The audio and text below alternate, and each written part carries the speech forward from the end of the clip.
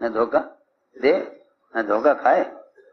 مومن وہ ہو ہی نہیں سکتا جو ناپ تول میں کمی کرے یا مال میں دھوکہ دے. مومن نہیں ہو سکتا، کیونکہ مومن سے ممکن نہیں ہے کہ معاملات میں خیانت کرے. معاملات میں خیانت کرنا مومن کا کام نہیں ہے. کمائی کے نقشوں میں حکم پورا کرنا مومن کا کام ہے. کمائی کے نقشوں میں حکم کا پورا کرنا مومن کا کام ہے. مومن نہ دھوکہ دے گا نہ دھوکہ کھائے گا.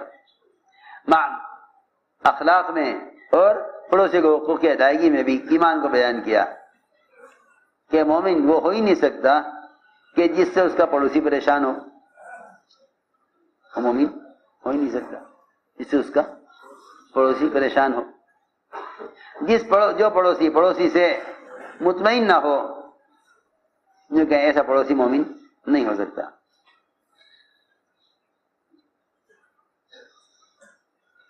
معاشرے میں صاف فرما دیا کہ مومن تو وہی ہو سکتا ہے کہ جس کی ہاتھ اور زبان سے ایمان والے محفوظ رہیں.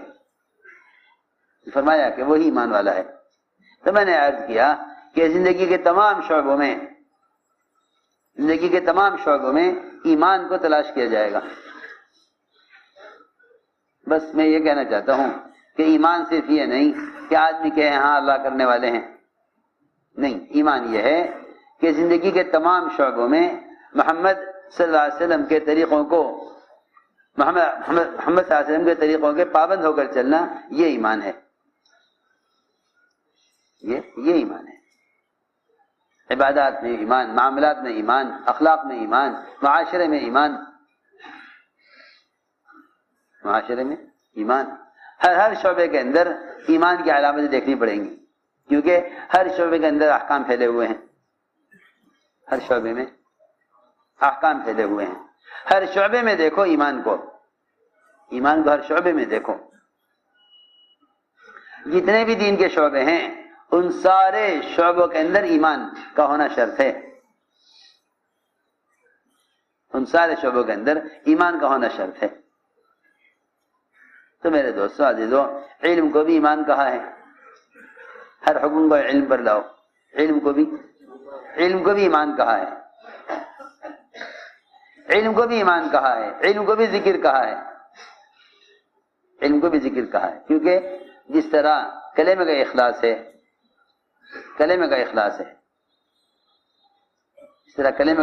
ہے، اسی طرح فرمایا کہ علم کا بھی اخلاص ہے.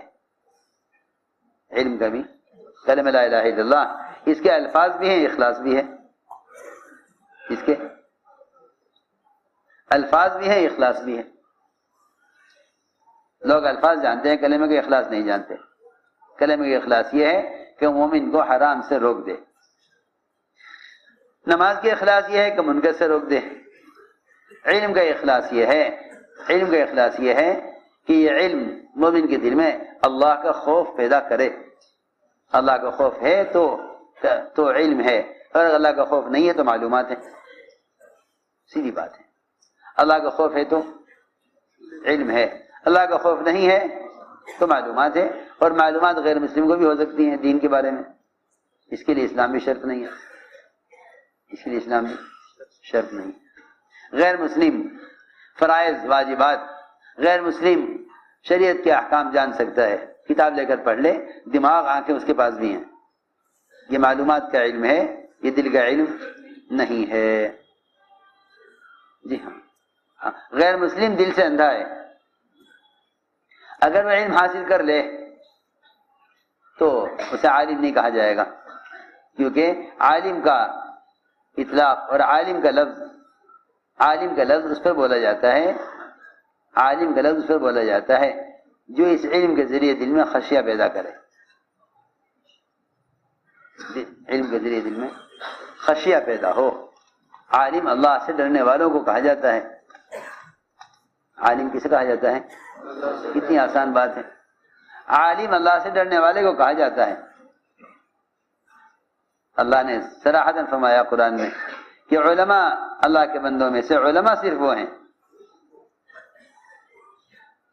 اللہ کے بندوں میں سے علماء، اللہ کے بندوں میں سے علماء صرف وہ ہیں جن کے دلوں میں اللہ کا خوف ہو. حصر کیا انما، اس کے سوا اور کوئی بات نہیں ہے کہ اللہ کے بندوں میں سے علماء صرف وہ ہیں، علماء صرف وہ ہیں جن کے دلوں میں اللہ کا خوف ہو. ورنہ دل سے اللہ کا خوف نکل جانا اور جہل دونوں برابر ہیں. اس لیے کہ علم کی حقیقت اور علم کی غرض اور عالم ہونے کی سند جاننا نہیں ہے.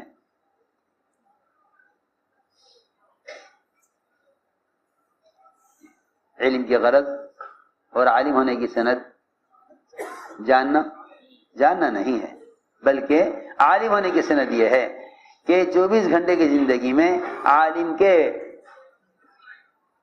24 گھنٹے کی زندگی میں عالم کے اعضاء سے اسلام ظاہر ہو. اگر یہ عالم تجارت میں ہے تو ناپ تول سے اسلام، ناپ تول سے علم ظاہر ہو. اگر معاشرے میں ہے تو حیا کے ذریعے علم ظاہر ہو. اگر یہ حقوق کے ادا کرنے میں ہے تو اس کے حقوق کا ادا کرنے سے حقوق انسانی کا علم ظاہر ہو. ورنہ ایک آدمی اگر وضو غلط کر رہا ہے تو اس کی وضو کو دیکھ کر ہی دیکھنے والا کہہ دے گا کہ یہ جاہل ہے. ایک آدمی پہلے ہاتھ دھو لے، پھر پاؤں دھو لے، پھر آخر میں چہرہ دھو لے تو دیکھنے والے کیا کہیں گے؟ کیوں بھائی؟ علم اور جہل جو ظاہر ہوتا ہے نا وہ عمل سے ظاہر ہوتا ہے، معلومات سے نہیں. وہ ظاہر کس سے ہوگا؟ عمل سے. جی ہاں، ایک آدمی وضو غلط کر رہا ہے، آپ اس کے وضو کو دیکھ کر کہہ دیں گے کہ یہ آدمی جاہل ہے، یہ آدمی جاہل ہے. علم عمل سے ظاہر ہوتا ہے. علی رضی اللہ عنہ عراق گئے، عراق والوں نے کہا کہ ہمیں سنت کے طریقے پر وضو سکھلا دیجئے.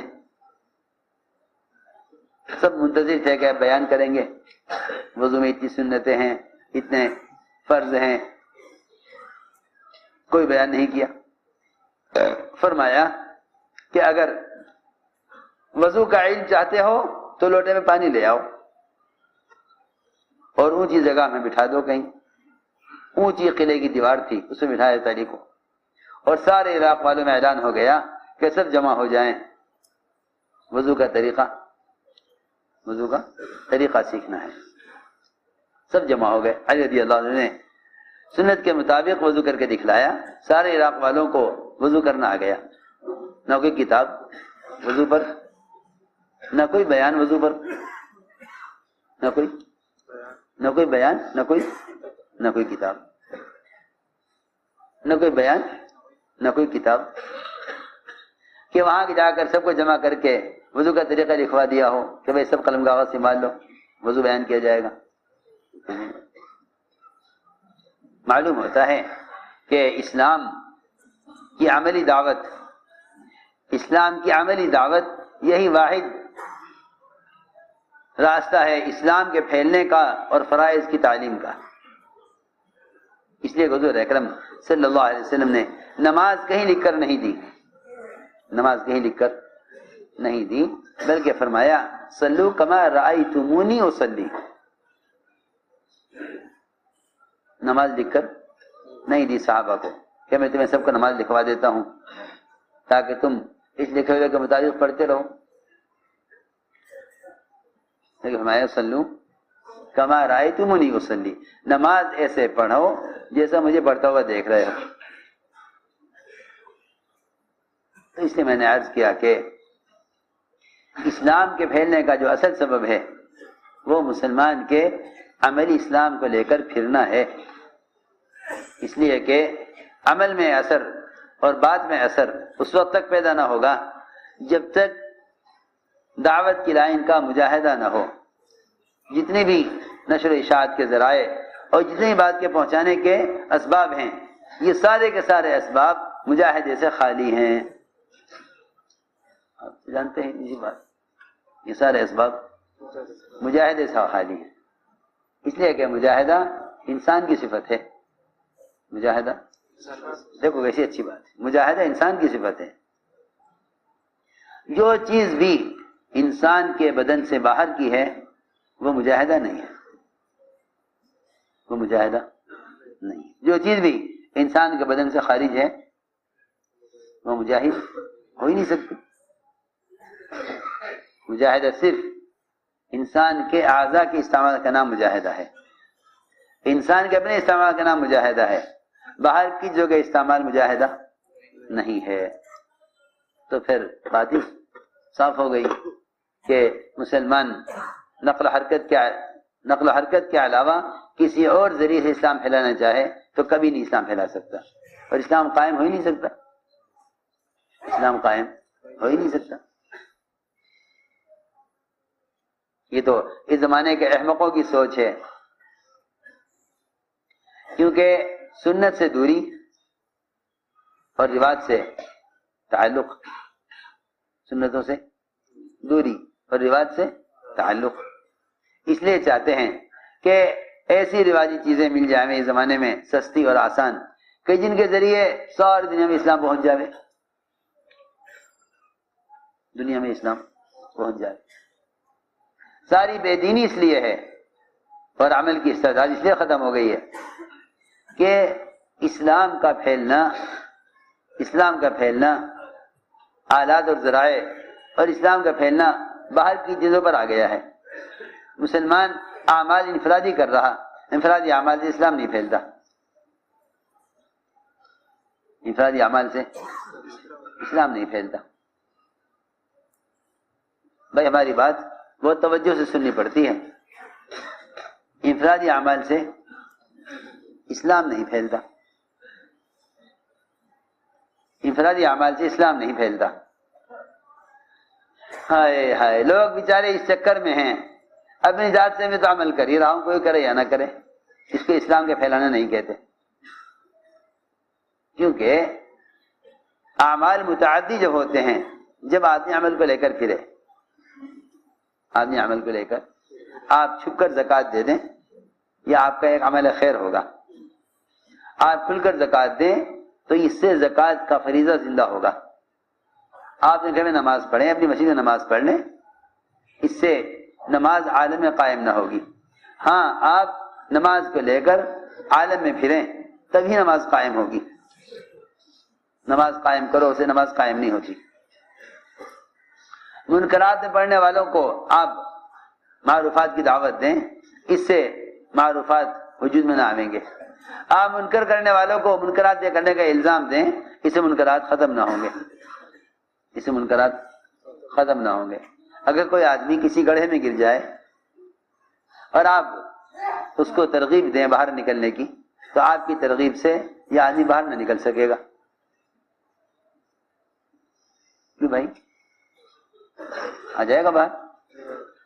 آپ ترغیب دیں کہ آپ باہر نکل آئیں، آپ اندر مر جائیں گے، یا آپ انہیں ملامت کریں کہ آپ گڑھے کی طرف کیوں آئے رہے تھے، دیکھ کے کیوں نہیں چل رہے تھے.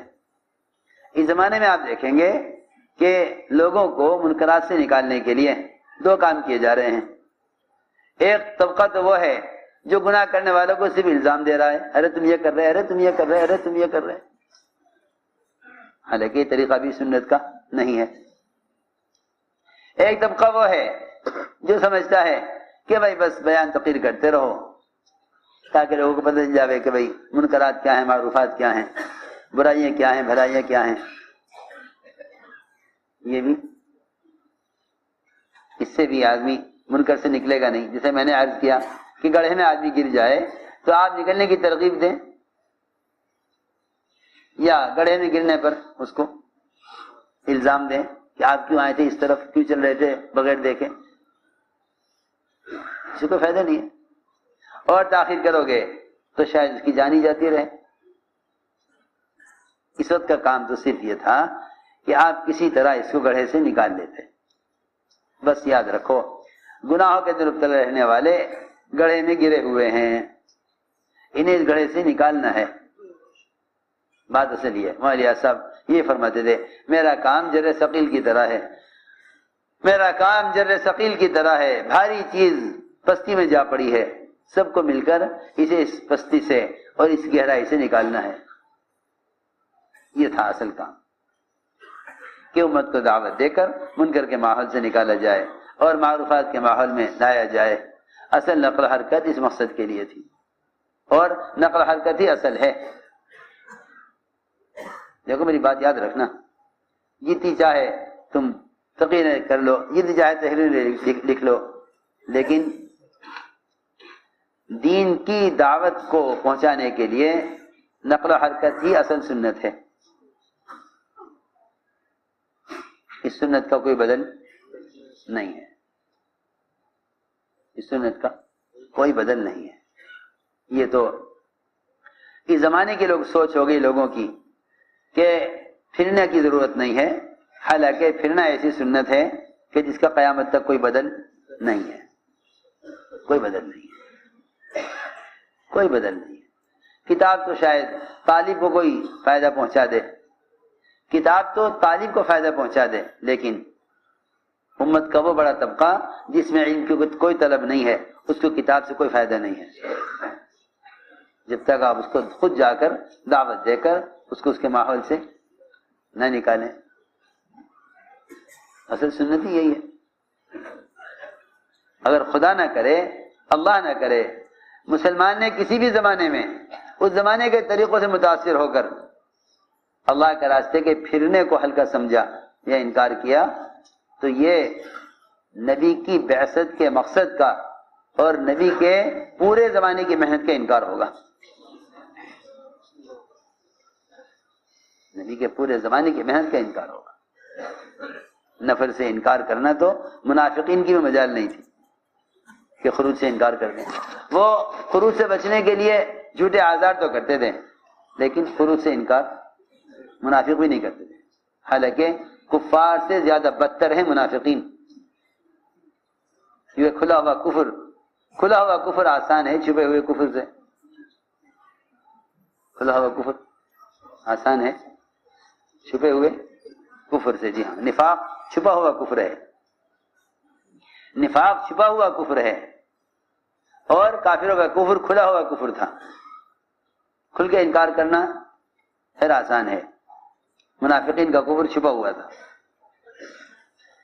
لیکن اس سب کے باوجود منافقین خروج سے انکار نہیں کرتے تھے. اس زمانے کا مسلمان خروج سے انکار پر آ گیا ہے. اس زمانے کا مسلمان خروج سے انکار پر آ گیا ہے. یا انکار پر نہیں ہے تو کم سے کم اس بات تو ہے کہ اس سے کیا فائدہ، یا اس کی اب ضرورت نہیں ہے. اس لیے کہ یہ خیال بھی غلط خیال ہے. یہ خیال بھی غلط خیال ہے کہ صحابہ تو کافروں سے قتال کے لیے نکلتے تھے اور تبلیغ والے سارے فضائل قتال کے تبلیغ میں استعمال کرتے ہیں. کیسی الٹی بات ہے، کیسی الٹی بات ہے، کیسی الٹی بات ہے. آپ نے فرمایا تم ایک آدمی کو قتل کر کے یا قید کر کے لاؤ، اس سے زیادہ مجھے پسندیدہ یہ ہے کہ تم اسے کسی طرح مسلمان کر کے لاؤ. ایک روایت میں فرمایا کہ تم ایک آدمی کو مسلمان کر کے لے آؤ میرے پاس، یہ مجھے ہر اس چیز سے زیادہ بہتر اور محبوب ہے جس پر سورج طلوع ہوتا ہے. یعنی ساری دنیا مجھے مل جائے، اس سے زیادہ مجھے محبوب یہ ہے کہ تم ایک فرد کو مسلمان کر کے لے آؤ.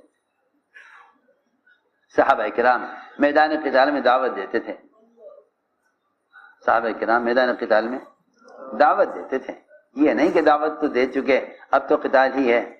امام ابو حنیفہ کے نزدیک تو میدان قتال میں دعوت دینا مستحب ہے. دعوت واجبہ کے ادا ہونے کے باوجود آپ دعوت دے چکے ان کو، وہ نہیں مانے. پھر جزیہ لگایا، وہ نہیں مانے. پھر قتال پر آ گئے. اب تو قتال ہی ہے کہ نہیں، قتال تو نوبت چاہے آ جاوے، قتال کی چاہے نوبت آ جاوے، لیکن صحابہ کرام میدان قتال میں بھی ان کی تمنا یہ ہوتی تھی کہ یہ بجائے قتل ہونے کے اسلام میں داخل ہو جائیں، جہنم سے بچ جائیں. قتل ہو گئے تو جہنم میں جائیں گے. اللہ کو صحابہ کی ہدایت اتنی پسند تھی کہ حضرت خالد کی دعوت پر جرجہ روم کی مشرکین کے سپہ سالار جرجہ وہ میدان قتال میں اسلام میں داخل ہوئے، روم کی فوج کا سپہ سالار جرجہ کہاں اسلام لائے؟ میدان قتال میں، میدان قتال میں جہاں قتال ہی قتال ہے۔ اور ایک آدمی نے تو جیسے ہی کافر نے تلوار دیکھی سر پر آ گئی، اب قتل ہی ہونا ہے، اس نے کہا لا الہ الا اللہ محمد رسول اللہ، صحابی نے قتل کر دیا اس کو۔ کہنے کہ اوہو یہ کلمہ اسلام لانے کے لیے نہیں پڑھ رہا، یہ تو کلمہ تلوار سے بچنے کے لیے پڑھ رہا۔ تلوار کا مقصد قتل کرنا تھوڑی تھا، تلوار کا مقصد کیا تھا کہ اسلام لے آویں۔ اس نے کلمہ پڑھ لیا، صحابی نے قتل کر دیا۔ آپ نے ان صحابی کو اتنی ملامت کی اور اتنا پچھتائے یہ صحابی قتل کر کے، کہنے لگے بعد میں کاش میں اس کی جگہ ہوتا وہ میری جگہ ہوتا۔ دیکھو تو صحیح، جی ہاں، اپنی ساری زندگی اسلام کی، اس کے چند ایک منٹ کے کفر کے مقابلے میں اللہ اکبر، ساری زندگی اپنی اسلام کی، کہہ رہے کہ میں اس کی جگہ ہوتا، میں کلمہ پڑھتا اور وہ مجھے قتل کرتا تاکہ میرے لیے جنت یقینی ہو جاتی۔ اب میں نے اسے کلمہ پڑھنے کے بعد اسے قتل کر دیا، اب میری آخرت کا کیا ہوگا؟ حالانکہ یہ بات نظر آ رہی تھی کہ اس نے کلمہ پڑھا ہے جان بچانے کے لیے، کہ ہاں یہ تو ظاہر میں نظر آ رہا ہے، تمہیں اس کے دل کا حال کیا معلوم؟ تمہیں اس کے دل کا حال کیا معلوم کہ اس نے کلمہ کیوں پڑھا ہے؟ تو میرے دوستوں عزیزوں، بات اصل یہ تھی کہ اللہ کے راستے کا خروج اور نقل و حرکت یہ تو ایک سنت مستقلہ ہے، سنت ثابتہ ہے۔ ہاں یہ اللہ کے نبی کے زمانے کی یا کفار سے قتال کرنے کی وجہ سے نہیں تھا نکلنا، یہ خیال غلط خیال ہے، یہ خیال غلط خیال ہے۔ اللہ کے راستے کا نفر خروج اللہ کے امر کی وجہ سے ہے، نماز پڑھنا اللہ کے امر کی وجہ سے ہے، اور دعوت دینے کے لیے پھرنا بھی اللہ کے امر کی وجہ سے ہے۔